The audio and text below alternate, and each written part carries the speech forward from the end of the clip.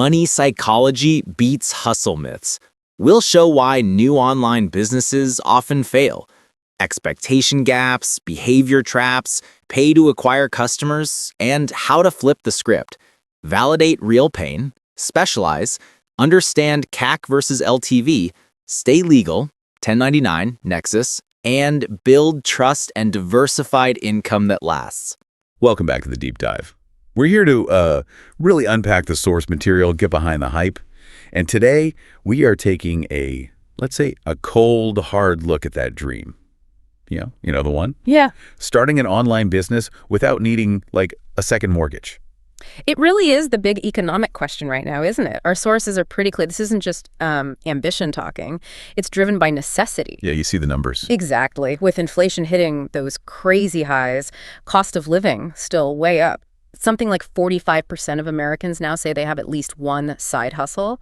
People are actively looking for ways to make money that don't require a ton of cash up front. So our mission today is to really define these low capital business models. We're talking about models that, swap the need for physical stuff, inventory, big machines, expensive rent for skills, knowledge, digital tools. But we have to hit the biggest misconception right out of the gate. Oh, absolutely. That term low capital, it's kind of the ultimate smokescreen. Yes, the financial barrier might be low, maybe a few $100 to get started, sometimes less, which is great. Yeah. But the barrier to actually succeeding, that's astronomically high. Right. Our analysis keeps showing the number one reason these online ventures fail is this huge expectation gap. Oh. People think low money means low effort. And it's just not. It's definitely not low effort. It's more like a high effort, high skill marathon pretending to be a quick sprint. That's the key distinction. Yeah, it's low financial risk, sure, but it demands frankly, often crushing investment of time, discipline, and constant learning. Skill development. If you're not ready to put in those thousands of hours, that $50 domain name means nothing. Okay, so why is this whole discussion even happening right now? What's changed? Yeah. It really seems to circle back to this massive shift in the U.S. economy, right? Towards the gig economy. That shift is the foundation. It's the bedrock. We're looking at, over 60 million Americans now doing freelance or gig work. It's a huge chunk of the GDP. This isn't some passing trend anymore. It's like a fundamental economic structure that actually supports these kinds of service-based, low-capital models. Okay, so before anyone jumps in and pours all their time and energy into maybe the wrong idea, our sources point to 4 really core steps successful people take before launching. These aren't really business plan steps, more like self-check steps. Exactly. Step 1, assess your skills and passions. Sounds cliche, I know. But seriously, if you force yourself into something you genuinely hate, say, managing TikTok ads when you can't stand social media just because it looks profitable, you are going to burn out fast, like before month 3. Start with what you're already good at or something you're actually excited to get really good at. Then step 2, and this feels critical for actually making money, identify niche pain points. This is where so many beginners mess up, right? They build something they think is cool. Yes. You need to build what the market is actively complaining about. Don't try to invent something totally new. Look for a flat tire, Find the problem. How do you find those? You listen. You don't ask people what they want to buy. You listen to what they're venting about. Okay, like where? Go to places like Reddit subreddits, like Our Entrepreneur, Our Small Business, or specific or Facebook groups for your field. What are the things people complain about over and over? That frustration, that's your opportunity. That's the unmet need. So let's say I love baking. I shouldn't just start selling generic cookies online. I should maybe find out that, 80% of parents in my area are complaining that birthday cakes are too expensive or full of artificial stuff. And then maybe I sell a specific high-end, all-natural DIY party cake kit template or something. That's the painkiller. That's the painkiller. Exactly. Okay. Step 3. Don't miss a beat. Hit subscribe, ring that bell, and show some love with a like. 3 is about brutal honesty. Balance your time versus your money. If you're trying to start this alongside a full-time job, you got to be realistic. The launch will be slower, but starting slow actually takes off the financial pressure. It lets you focus on quality instead of scrambling for quick cash. And the last one, test before you commit fully. Don't go spend 6 months building some super complex online course or platform. Please don't. Offer your service to friends first, maybe neighbors. Post on a local Facebook group. Just validate that someone, ideally a stranger, will actually pull out their wallet and pay for what you're offering. Do that before you sink thousands of hours into it. All right, makes sense. Let's dig into the actual models then, these core low-capital approaches. Model 1, freelancing and digital services. Seems like the most direct path to actually earning money. It is, usually the fastest. You're basically selling skills you already have: writing, design, video editing, social media help, whatever. It's trading your time and expertise directly for money. Pretty straightforward. But that flexibility is why it appeals across generations, you know? Yeah, our sources show it's big with millennials looking for that flexible income, obviously. But it's also huge for, say, baby boomers or retirees. They aren't just selling basic skills. They're leveraging decades of high-level experience, finance, operations, maybe technical writing, often as really well-paid virtual consultants. And we're seeing these really specialized niches pop up within freelancing now. It's moved way beyond just basic copywriting. You've got things like AI prompt engineering, basically teaching businesses how to talk to language models effectively. Right. Or people setting up tiny micro-agencies that only focus on automating, say, repetitive customer service tasks for small businesses. Super specific. Okay, but here's the hurdle for beginners, right? If I'm starting out on a platform like Upwork or Fiverr, how do I avoid just competing on price, trying to be the cheapest to get those first few reviews or portfolio pieces? That seems like a race to the bottom. You kind of have to accept a very short period of maybe... Quick favor, hit subscribe, turn on the bell, smash like, leave a comment, and stick around for more. lower rates just to get that initial social proof, those first couple of testimonials. But you have got to pivot away from that quickly. You cannot compete on price long term. It's unsustainable. You compete on specialization and reliability. So how does that look? Instead of being a general writer, you become, say, the writer who creates conversion-focused LinkedIn posts specifically for B2B SaaS companies. Oh. Suddenly you can justify charging, $65, $100, maybe even more per hour, because you're not just writing, you're solving a very specific, very expensive problem for that client. Okay, got it. Specialized. That's Model 1 trading time for hopefully high rates. Model 2 seems to promise breaking that direct time for money link. Digital products. Mm-hmm. High margin potential, definitely scalable. And this one really appeals to Gen X often. That generation tends to have deep professional expertise they can package up. We're talking ebooks, online courses, maybe Notion templates, specialized software presets, printable planners, stuff like that. And the beauty is once you create the thing, the cost to sell another one is basically zero, right? Great margins. So what's the catch? What's the big trap here? The sheer amount of upfront effort in creation and, crucially, marketing.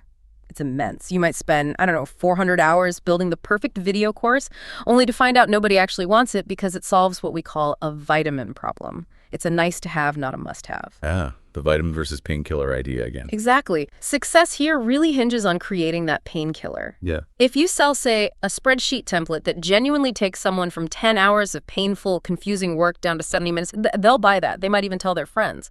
So it has to solve a real acute pain. If your digital product simplifies, like U.S. tax compliance specifically for travel nurses, okay, that feels like a painkiller. But if it's just another pretty digital journal template, probably a vitamin, much harder sell. Precisely. The barrier isn't really the startup capital here. It's having the specialized knowledge to build something that actually cuts through a serious complexity or saves significant time or money. Okay, let's move to the third model. Dropshipping and print on demand, or POD. This one feels like the flashiest, the one you see promoted all over YouTube by the gurus. Looks like instant passive income. Yeah, the lure is strong because you don't need a warehouse full of stuff, which sounds great, avoids that inventory risk. But the reality, it's brutal. Dropshipping itself is just an order fulfillment method. It's not actually a business model. Sub, bell, like, and keep watching for the full journey. On its own. Your success is going to be like 90% down to superior marketing, not a superior product, because often everyone's selling the exact same stuff from the same few suppliers. So if I'm a beginner looking into this, wanting to source products, what are the immediate red flags? How do I spot unreliable suppliers or setups? Okay, first big one. Be super wary of shipping times over, say, 2 weeks. That usually screams slow overseas fulfillment. Customers today are used to Amazon Prime speed. They just won't tolerate waiting 3 or 4 weeks anymore. Also, look out for really generic product photos, like obviously copied straight from the manufacturer, and a total lack of easy customer support. No live chat, no phone number, big red flag. If the seller hasn't even bothered with basic branding or making it easy to get help, they probably won't last long. And the long game here, because the margins are often so thin, has to be building a brand, doesn't it? You need repeat customers. You absolutely have to, especially for print on demand. You need to find and dominate micro niches. Don't just sell generic funny t-shirts. Sell t-shirts specifically for, I don't know, rescue dog owners in Brooklyn who also love craft beer. That's Yes. That level of specificity lets you build an actual community around your brand and maybe charge slightly higher prices because it resonates. We saw one analysis of a POD store that failed. They were selling cool, large, rolled-up posters. Looked great. But they didn't account for the fact that shipping a big, rolled-up tube cost like $35 extra due to its size. They were making maybe $5 profit on the poster itself, but losing $10 on every single shipment because of that oversized fee. Margins matter. A lot. Okay, so we've laid out these 3 potential blueprints: freelancing, digital products, niche dropshipping POD. But these blueprints often get, well, shredded by the harsh realities of the market. Let's shift now to what our sources call the brutal truth. The stuff that often gets conveniently left out of the success screenshots. Yeah, we got to be sobering here. The failure rate is high. This isn't just a casual hobby if you want it to be business. The data suggests something like 80 to 90% of new online businesses fail within the first 24 months. Wow, 80 to 90. And specifically for e-commerce, like Shopify stores, it might be even higher, closer to 95% closing down after about 18 months. That's just staggering. Yeah. Especially when the initial financial cost is supposedly low. What's the core mistake everyone seems to be making? It really comes back to that expectation gap we mentioned earlier, the guru's lie, basically. Yeah. People genuinely expect to get rich quick. They watch some YouTube video promising $10K months in 30 days, and they believe it. Building a real sustainable business takes long-term planning. It takes discipline. It takes unbelievable patience. I mean, look at Amazon. They didn't turn a profit for nearly a decade. If your whole strategy relies on getting lucky with one viral TikTok video to keep you afloat, you're basically playing the lottery, not building a business. Okay, so manage expectations. But even if you do that, there are hidden costs that can sink you, right? Starting with advertising. Oh yeah, digital ad costs. Facebook, TikTok, Google ads, they're just soaring. It's getting really expensive. Beginners often end up spending maybe 10, even 20% of their revenue just trying to get notice. And they get into deep trouble when they haven't properly figured out 2 key metrics: their cost of customer acquisition, CAC, and their customer lifetime value, LTV. Can you break that down? Why is messing up CAC and LTV such a killer? Okay, think simple. If you spend $50 on Facebook ads to get 1 customer to buy your $40 digital product, well, you're immediately losing money, right? That's before you even account for platform fees or your own time. Your CAC, $50, is higher than the revenue from that first purchase, $40.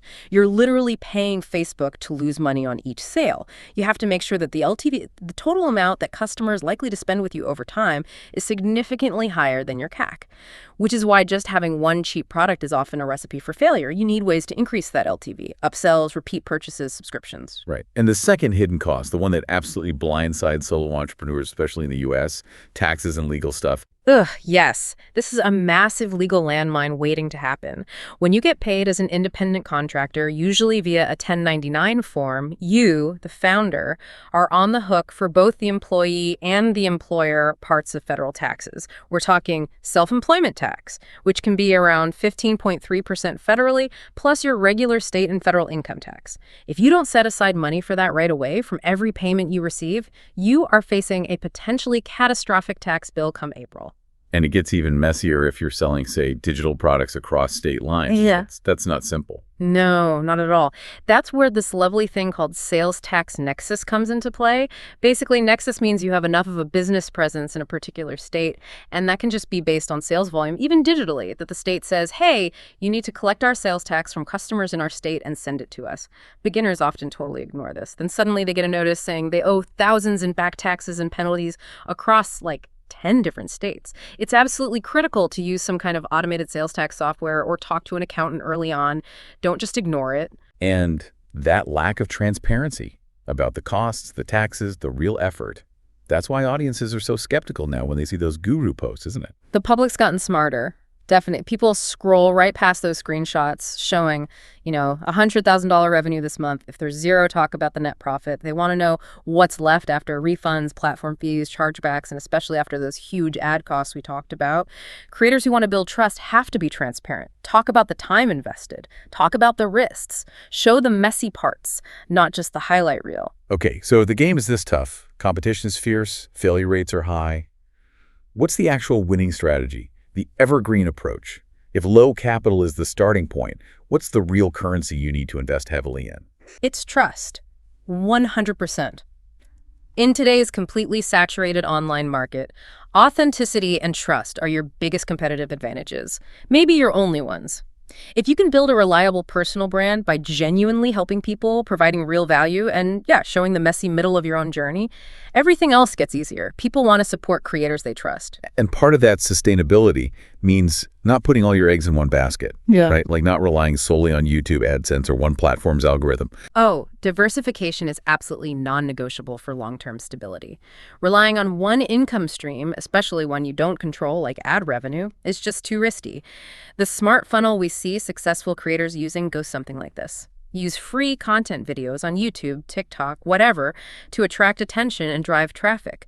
Then move that traffic to an owned audience channel. That could be an email list, a private Discord server, maybe a paid newsletter like Substack. Somewhere you control the relationship. And then once you have that direct connection, you monetize through multiple streams. Affiliate links, maybe productized services, your own digital products. It spreads the risk. And building that initial trust through your content, that involves showing the work, not just the perfect finished product. Show the work, absolutely. Use real case studies. Show your actual dashboards, blur out the sensitive bits, obviously. Share the whole story, the failures, the times you had to pivot, the dumb mistakes you made. Audiences connect with that struggle. They trust the story of the marathon runner way more than the guy who claims he won the lottery overnight. Okay, and speaking of trust, let's wrap up with a crucial legal aspect of trust. FTC compliance, especially with affiliate links. Super important. If you're recommending products or services using affiliate links, which is a great income stream, you must disclose that relationship clearly and conspicuously. That means saying it verbally in the video, having clear text on the screen, and putting a clear disclosure in the description box, ideally above the show more fold so people see it immediately. Transparency isn't just good ethics here, it's the law. Ignoring FTC guidelines can lead to serious trouble. So let's bring it all together. For you, the listener, the learner thinking about this, the core message from all our sources seems crystal clear. Low capital means high effort, extremely high effort. Success looks like a marathon. It's built on obsessive market research, relentless consistency, and really focusing on solving a specific, maybe expensive problem for a defined group of people.